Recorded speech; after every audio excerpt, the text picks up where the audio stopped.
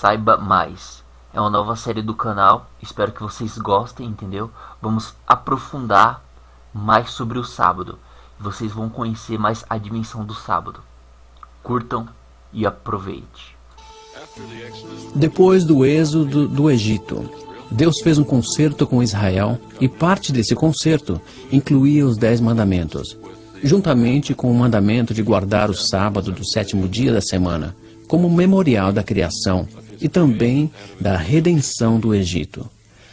Ao observar o sábado, o qual era um sinal entre Deus e Israel, eles se lembravam de que Ele era seu Deus e eles seu povo. Certamente guardareis meus sábados, porquanto isso é um sinal entre mim e vós nas vossas gerações, para que saibais que eu sou o Senhor que vos santifica.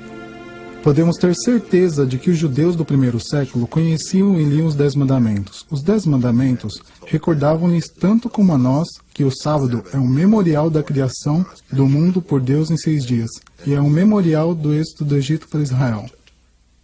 Para os judeus do primeiro século, o sábado do santo repouso era intensamente espiritual. Relacionavam-no ao Deus que criou o universo em 6 dias e que descansou no 7º. Por isso eles também descansavam no 7º dia. Na sua liturgia, eles ponderavam o fato de que Deus lhes tinha tirado do Egito. Então o sábado era para eles a celebração da sua liberdade. A observância do sábado do 7º dia era a marca inequívoca do judeu. Lhe distinguia de entre todos. Não se podia esconder. Aos olhos dos observadores gregos e romanos, a observância do sábado era uma das peculiaridades dos judeus. Aí está um povo que não trabalhava nenhum 7º dia, e os gregos e romanos não tinham nada comparável a isto. Os judeus do primeiro século tiravam proveito do sábado, pois não trabalhavam, ao invés regozijavam-se nesse dia. Na sexta-feira, eles jantavam à luz de velas e comiam 2 pães para comemorar o maná que caíra no deserto nos tempos bíblicos. No sábado, eles iam à sinagoga, onde eles tinham a oportunidade de ver e falar com os amigos, e pela evidência que temos, eles estudavam o Torá e adoravam juntos. Aos que não eram judeus, lhe parecia estranho que os judeus se recusassem a trabalhar no dia do sábado. O filósofo Sêneca chega a dizer que os judeus dedicavam uma 7ª parte da vida deles à ociosidade, por não trabalharem no sábado. Ficar ocioso durante o 7º dia resulta em perder 1/7 da vida, enquanto muitos interesses da atualidade sofrem com essa ociosidade. Quando Jesus esteve aqui na Terra, o sábado estava sobrecarregado com regras e regulamentos arbitrários. Os rabinos tinham convertido a observância do sábado em uma ciência meticulosa, sem sentido ou alegria. Durante o primeiro século, observar os sábados significava não fazer isso ou aquilo.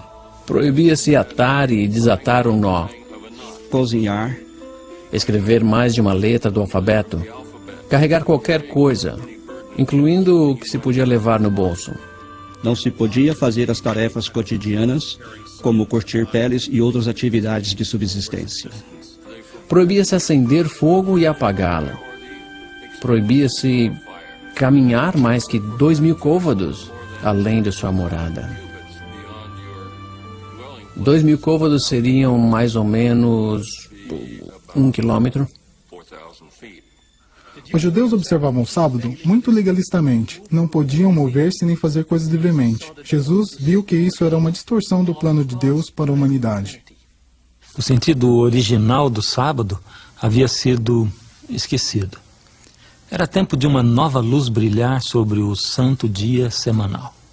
Ao curar o homem da mão mirrada, Jesus mostrou o verdadeiro espírito do sábado, o santo dia de descanso, deixando de lado as regras rabínicas. Guardou o sábado como se ensina nas escrituras hebraicas. Segundo o Evangelho de Lucas, Jesus costumava ir à sinagoga para adorar no sábado.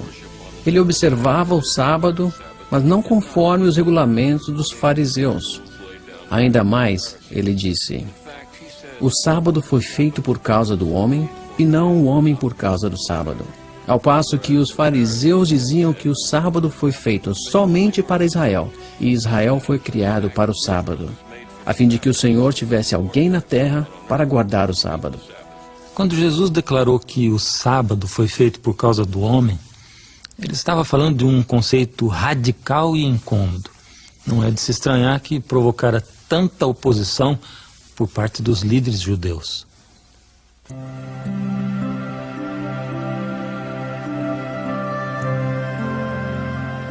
Num outro sábado, Jesus ensinava ao povo. Ali se encontrava uma mulher com uma enfermidade que por 18 anos lhe fizera andar curvada. E ele a chamou para que viesse até onde ele se encontrava.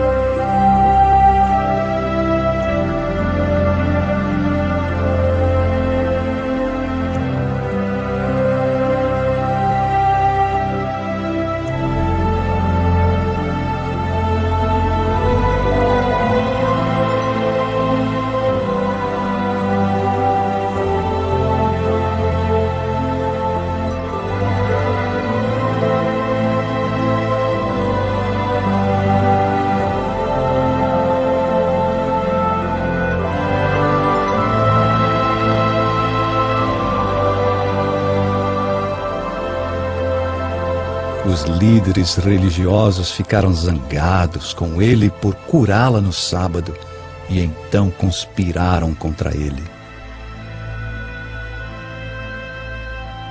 Para os líderes religiosos, isso era escandaloso, principalmente por infringir-se a lei do perigo mortal.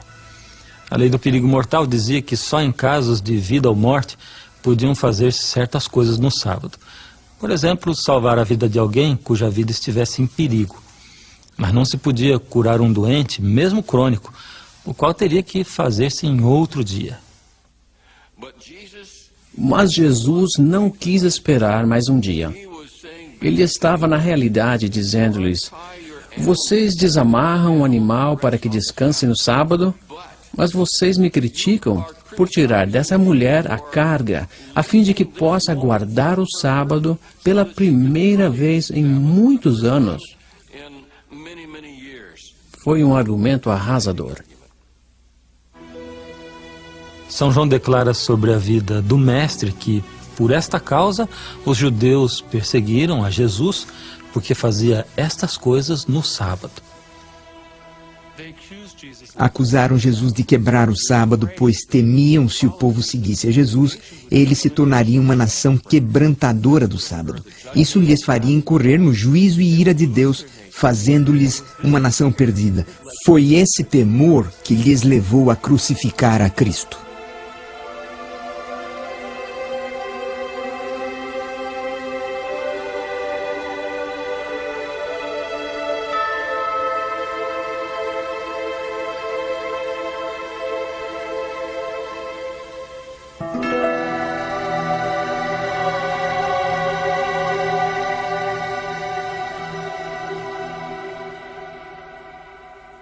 Alguns dizem que o sábado e os 10 mandamentos perderam o seu sentido com a vida e a morte de Jesus e que em algum momento ele teria abolido o sábado.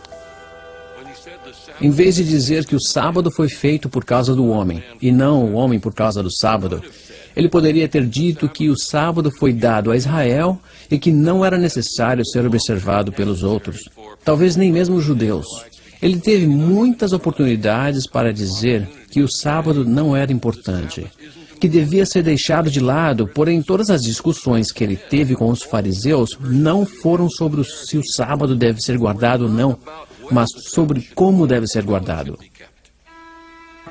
Se alguma vez houve dúvida sobre como guardar o sábado, Jesus a esclareceu. A resposta está na autoridade das Sagradas Escrituras e não nas leis e tradições humanas. O ser humano havia sobrecarregado de tal maneira o sábado que dificilmente se notava o seu sentido. Jesus desfez tudo isso até atingir o coração do sábado, o qual é o relacionamento entre o bondoso Criador e a gente.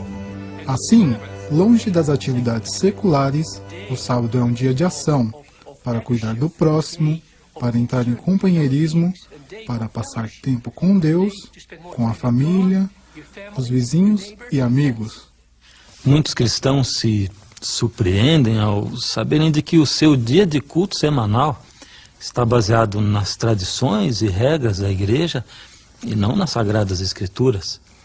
Alguns creem que a Bíblia ensina que Jesus violou propositadamente o sábado do sétimo dia a fim de abrir caminho para um novo dia de culto cristão. Essa ideia não tem apoio bíblico nem histórico. Jesus não quebrou o sábado dos 10 mandamentos.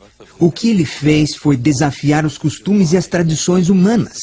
Ao fazer isso, ele mostrou que é guardar o sábado bíblico, guardá-lo corretamente. Jesus Cristo livrou o sábado das tradições que o tinham convertido em uma formalidade rígida e restaurou ao seu verdadeiro propósito de celebrar o relacionamento do homem com outro ser humano e com o seu Criador.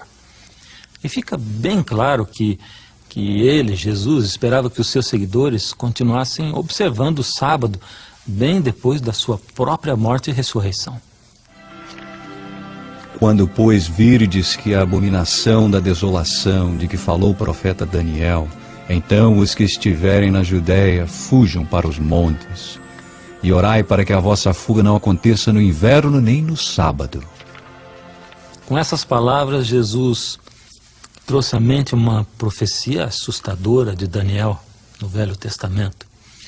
Agora, por que teria pedido ao povo que orasse para não ter que fugir no sábado, se não esperava que ainda o estivessem santificando?